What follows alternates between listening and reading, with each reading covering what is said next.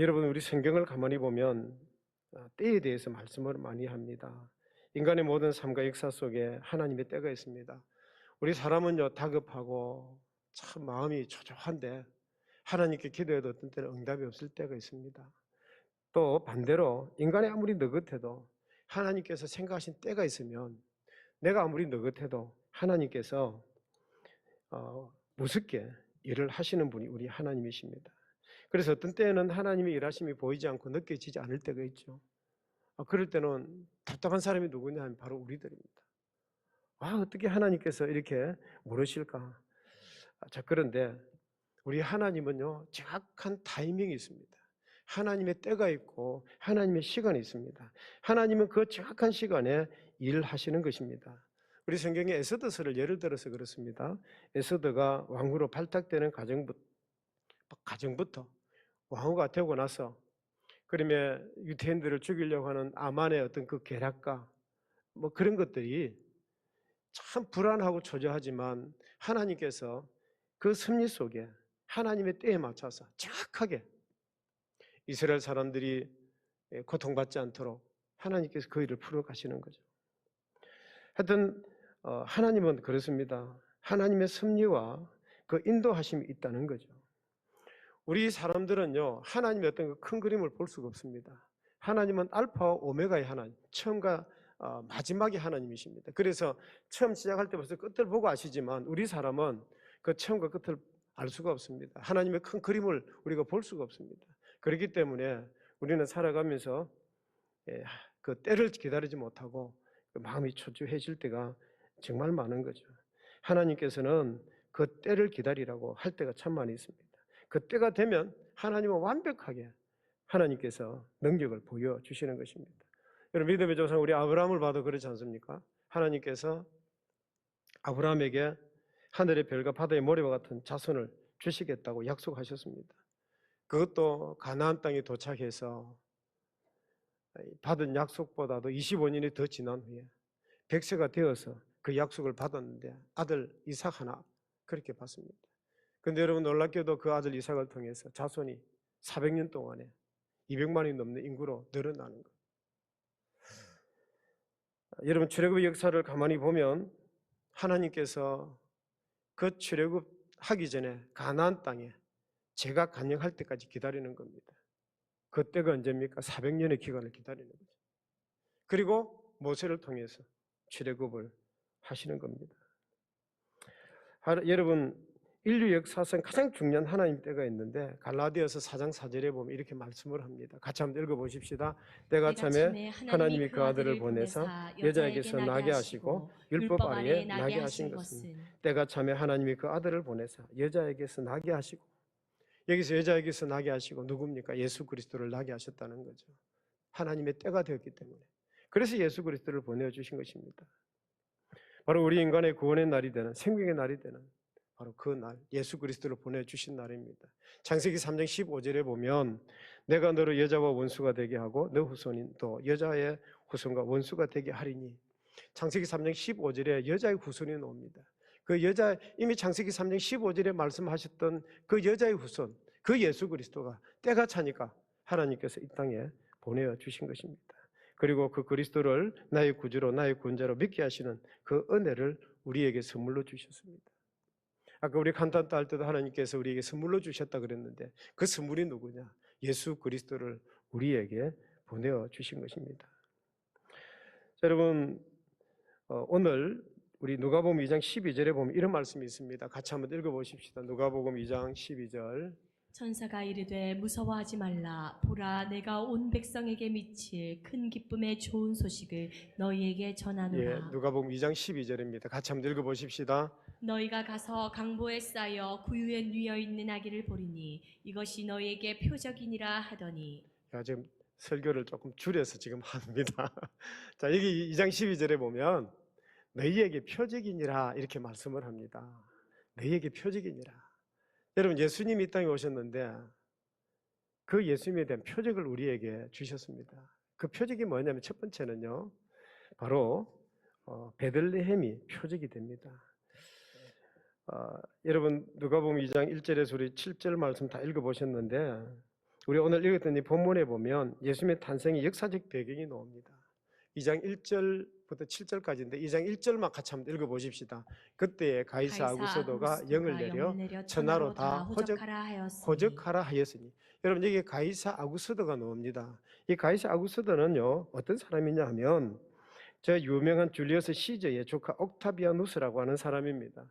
이 줄리어스 시저가 죽고 난 다음에 옥타비아누스가 자기가 황제가 됩니다. 자기가 황제가 되면서 자기 이름을 바꾸어버립니다. 뭐라고요? 가이사 아구스도로 바꾸어버립니다. 이 가이사 아구스도가 나라를 다스리는 동안 로마가 굉장히 번성합니다. 그래서 팍스 로마라고 이야기를 하죠.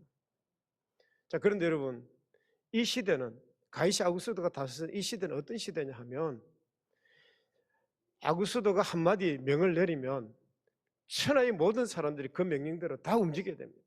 어떠한 사람도 그 명령에 거절을 하면 그냥 죽는 거예요. 그만큼 이 가이사 아구스도의 권세가 대단했습니다. 자, 그런데 그 당시에 예수님은 요셉이라는 한 시골 평민의 아들로 태어납니다. 정말 별 볼 일 없는 존재. 정말 가이사 아구스도의 거기에 비하면 정말 별 볼 일 없는 존재. 그런 집안의 아들로 태어나게 됩니다. 그리고 요셉이 베들레헴으로 가게 된 것도 그냥 나사렛 그 동네에 살면 되는데 근데 가이사 아구스도가 영을 내리는 거죠. 어떤 영을 내립니까? 천하의 모든 사람들은 다 호적하러 다 고향으로 가라. 그 명령 한마디 때문에 호적을 하러 베들레헴까지 가게 되는 것입니다. 자, 여러분 왜 베들레헴이 예수님께서 이 요셉의 부부가 가야만 되었을까요? 가야 되는 이유는 가이사 아구스도가 호적을 하러 고향으로 가라고 명령했기 때문에 갈 수밖에 없었습니다. 그런데 그 베들레헴이 어떤 곳이냐 하면 미가서 5장 2절에 메시아가 탄생할 곳이라고 이미 예언이 되어져 있습니다. 미가서 5장 2절 같이 한번 읽어보겠습니다. 베들레헴 아브라다야 너는 유다 족속 중에 작을지라도 이스라엘을 다스릴 자가 내게서 내게로 나올 것이라. 그의 근본은 상고의 영원에 있느니라. 자, 여러분 여기 보시면 이스라엘을 다스릴 자가 내게서 나오리라 그랬습니다. 무슨 말이냐 하면 그 베들레헴 땅에 왕이 나올 것이라는 거죠. 그런데 이 왕은 다윗도 베들레헴 사람입니다. 그 다윗이 이미 왕이 되었습니다. 그런데 시대적으로 따져보면 미가스가 예언하기 그 전에 이미 있었던 왕이 다윗 왕이었습니다. 그리고 미가 선지자가 예언한 이후에 베들레헴에서 왕이 된 사람은 한 사람도 없습니다. 그런데 그 다스릴 왕이 나온다 그랬는데 그 왕이 누구냐는 거죠. 자, 여러분 그 왕이 누구냐 하면 바로 예수 그리스도를 가리키는 것입니다. 여기 미가서의 베들레헴의 탄생의 주권자가 다시 한번 말씀을 띄워주시기 바랍니다. 미가서 5장 2절에 보면 이렇게 말씀을 합니다. 내게로 나올 것이라 그의 근본은 상고에 영원에 있느니라. 무슨 말씀이냐 하면 거기 태어날 왕은 베들레헴이 고향이 아니라는 거예요. 베들레헴이 원적이 아니라는. 그 원적이 어디냐 하면 그의 근본은 상고에 영원에 있느니라. 그 말씀은 뭐냐 하면 바로 하나님의 아들로서 이 땅에 성육하신 메시아 되심을 분명히 밝히고 있는 것입니다. 그 왕의 본적은 원적은 베들레헴이 아니라 영원에 있다. 영원한 하나님 나라에 있는 사람이라는 것입니다. 바로 그 예언된 베들레헴에 정확하게 예수님께서 탄생되도록 하시기 위해서 하나님께서 한 사람을 사용을 합니다. 누구를요? 가이사 아구스도라고 하는 이 왕을 사용을 하는 거예요. 성경의 말씀이 예언되어진 그 말씀이 그대로 이루어지기 위해서 가이사 아구스도라고 하는 이 사람을 통해서 온 백성들은 다 호적하러 고향으로 가라는 거예요. 가지 않으면 다 죽여버리는. 여러분 가이사 아구스도가 왜 호적하러 가라고 했을까요? 그 이유는 백성들 숫자를 다 인구조사를 해서 세금을 거두기 위한 것입니다. 세금을 더 거두기 위해서 인구조사를 하기 위한 것입니다. 그런데 그것을 통해서 하나님은요 예수 그리스도께서 태어날 그 장소를 너무나도 정확하게 베들레헴에 가서 태어나게 하신 것입니다. 여러분 마리아가 잉태한 후에 별일이 없으면 그냥 나사렛에서 출산을 하고 그리고 그곳에서 그냥 살면 되는 것입니다. 그런데 그렇게 하지 아니하고 해산할 날이 가까운 그 마리아가 먼 길을 걸어서 나사렛에서 베들레헴까지 가서 거기에서 출산을 하게 되는 것입니다. 여러분, 가이시 아구서도야 그런 하나님의 계획과 뜻을 알 리가 없지만 가이시 아구서도는 모르는 사이에 자기보다 훨씬 높은 하나님에 의해서 그렇게 사용되어지는 도구가 되어진 것입니다. 가이시 아구서도야 그런 걸 잘 모르죠. 주권자가 누군지 우리는 이제 알게 되는 거죠. 하나님을 이 세상을 창조하시고 움직이시고 섭리하시는 분이 누구냐 하면 바로 우리 하나님이시라는 겁니다. 비록 가이시 아구서도가 온천하를 한 손에 휘어잡고 젖먹이 어린이까지 그 이름을 들으면 벌벌 떨게 만들기는 하지만 비록 그가 말 한마디로 제국 신화의 모든 사람들을 다 휘둘 수 있지만 근데 그 위에 다스리시는 분이 계시는데 그분이 누구냐 하면 바로 하나님이시라는 겁니다. 진짜 주권자, 온 우주와 온 인생에 대한 절대 주권자 성부 하나님이시라는 것입니다. 여러분, 미국의 바이든 대통령이요 어떤 명령을 내립니다. 미군의 군사들을 우크라이나로 만약 이동을 시킨다 그러면 그냥 서명 한마디만 하나만 하면 수만 명의 군사들이 우크라이나로 이동할 수 있습니다. 그러나 바이든 대통령은요 그냥 열왕입니다. 여러분, 유엔의 IMF 총재는요 전 세계 경제를 주물럭주물럭 하는 사람입니다. 그런데 그런 사람들은 그냥 세상의 열왕들입니다. 그러나 베들레헴에 태어나신 우리 주 예수 그리스도는 만왕의 왕이 되시는 분이죠. 만왕의 왕이십니다. 여러분, 베들레헴이라는 이 말은 오늘 우리에게 표적을 가르쳐주고 있습니다.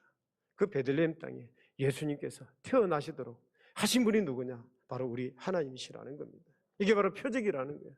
자, 두 번째 표적은 뭐냐 하면 구유에 누인 아기입니다. 우리 누가복음 2장 8절에서 14절에 있는 말씀인데 거기 잠깐만 보십시다. 8절 말씀만 띄워주시기 바랍니다. 같이 한번 읽어보겠습니다. 그 지역의 목자들이 밤에 밖에서 자기 양떼를 지키더니. 자, 여러분 여기 보시면 지역의 목자들이 밤에 밖에서 자기 양떼를 지키더라 그랬습니다. 아기 예수님이 태어나실 때에 그 소식을 제일 먼저 듣고 제일 먼저 찾아봤던 사람이 누구냐 하면 바로 목자들입니다. 근데 여러분 여기 목자들은 어떤 사람이냐 하면 그 당시에 사람 취급 못 받는 그런 사람들입니다. 여러분 옛날에 땅을 많이 가진 부자들이 소작농들에게 땅을 나누어 줍니다. 그리고 농사 지어 가지고 농사 짓고 나면 뭐 60% 70%는 주인에게 주고 40%는 자기가 먹고 이런 게 있지 않습니까? 이 목자들도 어떤 사람이냐면 자기들의 양떼가 아닙니다. 양떼 주인들이 따로 있고 그 양떼를 돌보고 이렇게 그들을 양육하는 양떼를 지키는 그런 사람들입니다. 이런 사람들은 그 당시에 사람 취급을 못 받았습니다. 이런 사람들은 법정의 증인으로도 갈 수도 없는 그런 사람들입니다. 그런데 그런 사람들에게 하나님께서 유일한 현장의 증인으로 삼으셨다는 거죠. 여러분, 아기 예수님이 태어나실 때 증인으로 부르신 사람이 가이시 아구서도를 부르지 아니했습니다. 유대인의 그 제사장들을 부르지 아니했습니다. 율법학자들을 부르지 아니했습니다. 여러분, 동방의 박사들을 그들의 증인으로 그렇게 부르지 아니했습니다. 오히려 세상 법정에서 증인이 될 수 없던 사람들, 천하고 무식한 사람들을 세우셔서 예수 그리스도의 탄생의 첫 번째 목격자로 그렇게 되게 하신 것입니다. 자, 그러면 그들에게 어떤 증거를 보여주셨습니까? 그 목자들이 어떻게 그날 밤에 탄생하신 아기 예수님을 만날 수 있었겠습니까? 자, 여러분, 우리 오늘 본문에도 보면 하늘의 밝은 빛의 영광이 나타나고 천군 천사의 찬송 소리 이런 것도 신비한 장면들이 거론됩니다만은 그런데 예수님의 탄생에 이것들이 결정적인 증거는 되지 않습니다. 그럼 그게 뭘까요? 우리 누가복음 2장 12절 같이 한번 더 읽어보겠습니다. 너희가 가서 강보에 쌓여 그 위에 누워 있는 아기를 보리니 이것이 너희에게 표적이니라 하더니. 자, 여러분 여기 보십시다. 강보에 쌓여 그 위에 누워 있는, 강보에 쌓여 구유가 뭡니까? 구유는 뭐냐 하면 짐승들이 자기들이 밥을 먹을 수 있는 여물통, 밥그릇이죠. 짐승들의 밥그릇입니다. 강보에 싸서 그리고는 그 짐승들이 밥 먹는 그 연물통에다가 밥그릇에다가 얹어 놓았다는 거죠. 여러분, 만약에 내가 아기를 낳아서 나의 아이를 정말 형편이 어렵고 처절해서 그 짐승들의 밥을 먹는 구유에다가 아기를 낳았다고 생각을 해보십시다. 참 그 엄마의 마음이 얼마나 비참할까요? 그 마음이 얼마나 처량할까요? 자, 그런데 우리 예수님은 정작 비천한 존재로 태어날 것이라는 그 말씀대로 구유에 그렇게 뉘어져 있는 것입니다. 우리 이사야 53장 2절 말씀을 같이 한번 읽어보십시다. 같이 읽습니다. 그는 주 앞에서 자라나기를 연한 순 같고 마른 땅에서 나온 뿌리 같아서 고운 모양도 없고 풍채도 없은즉 우리가 보기에 흠모할 만한 아름다운 것이 없도다. 이런 뿌리 같고 고운 모양도 없고 풍채도 없는 이것, 우리 아기 예수님이 태어나신 모습이 꼭 그렇다는 거죠. 마른 땅에 줄기 하나 계속 솟아 나와 있는 그런 모습의 아기 예수님의 모습이라는 거죠. 참 비천한 모습. 자, 그런데 구유에 누인 아기야말로 그 아기 예수님의 말로 진짜로 성경에 예언되어져 있던 진짜 구세주, 정말 낮은 모습으로 성육신하신 진짜 그리스도의 심을 우리에게 확증해 주고 있는 것입니다.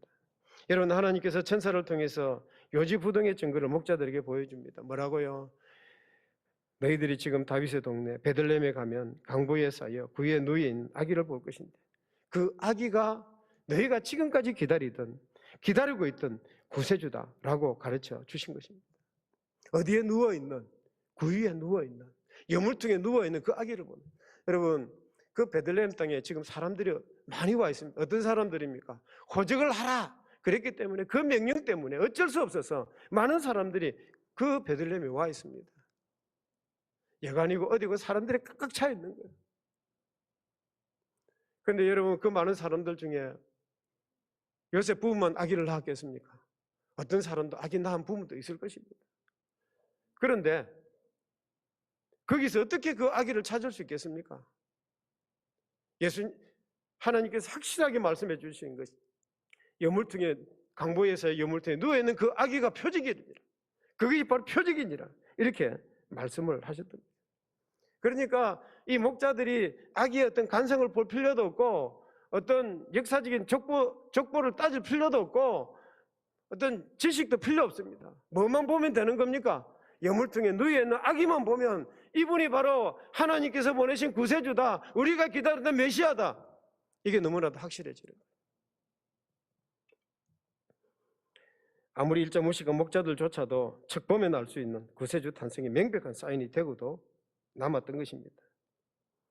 여러분, 구유에 누인 아기라는 것은 베들레헴에 많은 사람들이 있었습니다만은 어쩌면 그 모습을 보고 그냥 혀를 차면서 이러면서 지나갔을지도 모릅니다. 참 불쌍하다, 어쩌면 좋노, 그러면서 그냥 모른 척하고 지나갔을는지도 모릅니다.